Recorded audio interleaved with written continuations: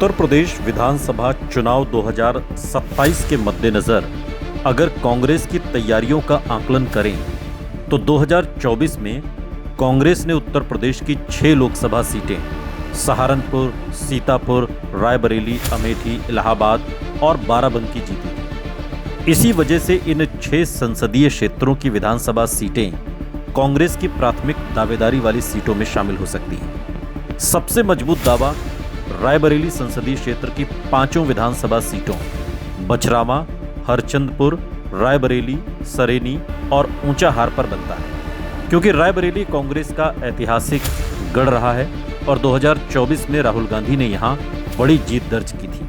इसके बाद अमेठी लोकसभा क्षेत्र की तिलोई, जगदीशपुर, गौरीगंज, अमेठी और सिलोन जैसी सीटों पर कांग्रेस अपनी पुरानी राजनीतिक विरासत और 2024 में किशोरीलाल शर्मा की जीत को आधार बना सकती है। खासकर अमेठी में कांग्रेस की वापसी ने संगठन को मनोवैज्ञानिक बढ़त दी है। सहारनपुर में बेहट, सहारनपुर नगर, सहारनपुर, देवबंद, रामपुर मनिहारन और गंगोह जैसी सीटें कांग्रेस के लिए महत्वपूर्ण हो सकती हैं, क्योंकि 2024 में इमरान मसूद ने यहां जीत हासिल की और सहारनपुर कांग्रेस के लिए पश्चिमी यूपी में सबसे महत्वपूर्ण आधार बना। सीतापुर लोकसभा क्षेत्र में सीतापुर, लहरपुर, बिस्वा, सेवता और महमूदाबाद जैसी विधानसभा सीटों पर कांग्रेस 2024 के लोकसभा प्रदर्शन को विधानसभा में बदलने की कोशिश कर सकती है। हालांकि यहां उसे स्थानीय संगठन को काफी मजबूत करना होगा।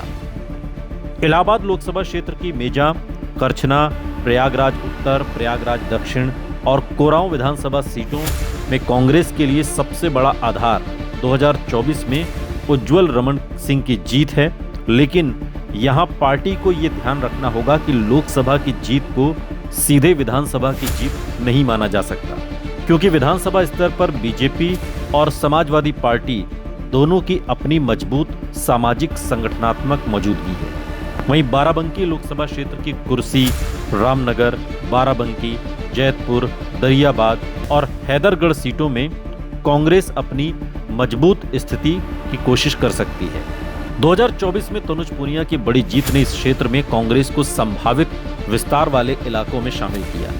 2024 के नतीजों का एक महत्वपूर्ण तथ्य ये भी है कि कांग्रेस ने अपनी पुरानी रायबरेली सीट को बरकरार रखने के साथ 5 नई लोकसभा सीटें जोड़ी और इन सभी क्षेत्रों में पार्टी को गठबंधन के कारण समाजवादी पार्टी का वोट ट्रांसफर भी मिला था। इसलिए 2027 के लिए कांग्रेस का तर्क होगा कि जहां उसने लोकसभा में बीजेपी को हराया, वहां कम से कम संबंधित विधानसभा सीटों पर उसे गंभीर दावेदार माना जाए। लेकिन यहां सबसे बड़ा पेंच समाजवादी पार्टी और कांग्रेस सीट शेयरिंग है। 2024 के लोकसभा चुनाव में दोनों दलों ने अपेक्षाकृत एक सफल तालमेल किया था और अब कांग्रेस के भीतर यूपी के सांसद जल्द से जल्द 2027 के लिए समाजवादी पार्टी के साथ गठबंधन तय करने की मांग कर रहे हैं। कांग्रेस भले ही बराबरी की राजनीतिक भाषा इस्तेमाल करे, लेकिन 403 विधानसभा सीटों में 200-200 का फॉर्मूला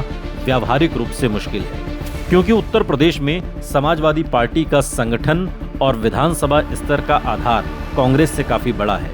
इसलिए कांग्रेस की वास्तविक रणनीति संभवतः 100 सीटों के आसपास रहने की संभावना है और बातचीत में उससे कम सीटों पर समझौता होने की स्थिति में भी अपने मजबूत क्षेत्रों को बचाना होगी। और इस लिहाज से कांग्रेस की संभावित पहली प्राथमिकता रायबरेली, अमेठी, सहारनपुर, सीतापुर, बाराबंकी और प्रयागराज के वो विधानसभा क्षेत्र होंगे जहां पार्टी के पास 2024 के लोकसभा प्रदर्शन के अलावा स्थानीय नेता, पारंपरिक वोट और संगठन खड़ा करने की गुंजाइश है।